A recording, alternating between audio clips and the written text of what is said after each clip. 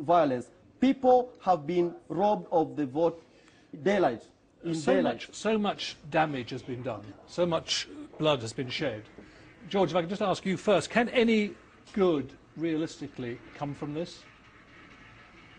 I believe, once we get people talking, we are very, very optimistic. Kenyans are peace-loving people. We are always reconciliatory. We are for because this came as a great shock to Kenyans. Because what I could count as the largest loss is actually erosion of democracy. Because right now, to get Kenyans back to wake up at 4 o'clock to go and vote in the future, it's something that we really have to work on. Forget about actually the laws of, but that one alone is really devastating. And now, actually, when you think about the human loss, and I think maybe we are appealing if we had the leaders actually putting themselves in the shoes of the families that have actually lost their beloved ones, would actually the positions that they're taking be the same? So I think it's just a matter of initiating dialogue. And that actually will determine the future of Kenya. Without dialogue, and when we are actually resistant to any foreign intervention, mediation, then really we're just the trouble is, dialogue is an easy word. It's just talks, and it's easy to talk about talks. Actually getting things done and getting people to agree is another matter altogether. Yeah. Exactly. Let me just go on. Yeah, I think we need actually to pressurize the leaders to actually come together. Because the moment the leaders come together, people will start fighting. How do you do that? So just by talking to them, not talking to them either collectively or individually. Because if today KIBAKI tells his people, PNU people, to stop fighting, they'll stop fighting. If Raila Odinga tells his people, the ODINGA people, to stop fighting, they'll stop fighting. Because these are the captains of their parties, and they have got full authority to actually command their people to actually stop fighting. So I would appeal to the leaders to tell their people to stop fighting, because... maybe I would like to challenge that to some degree, because it is like assuming that they're the leaders who are telling people to fight. I think the people of Kenya, they're making decisions. I can't imagine a situation whereby Raila will go and order people in Kibera, go and fight. I don't think that is practicable.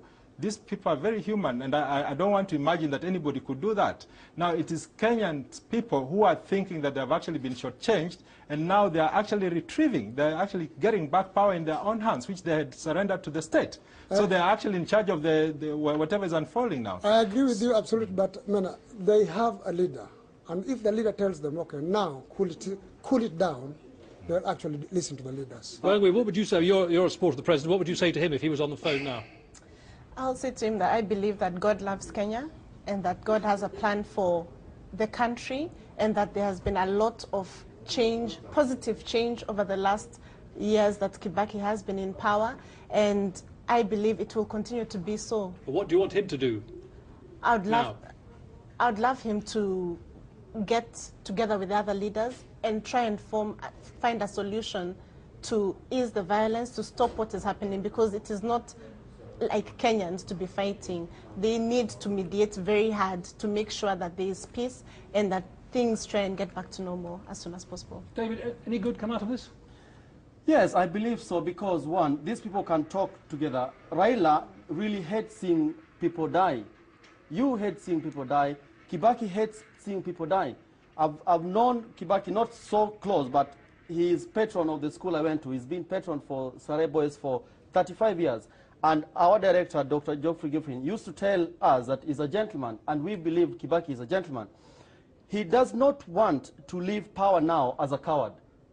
But if he's put into dialogue, they both get together, both Raila and KIBAKI, they get together and they find a way out. If you're saying, tell the people to stop fighting, they've been saying this for the past days, since the elections were kind of rigged in quotes.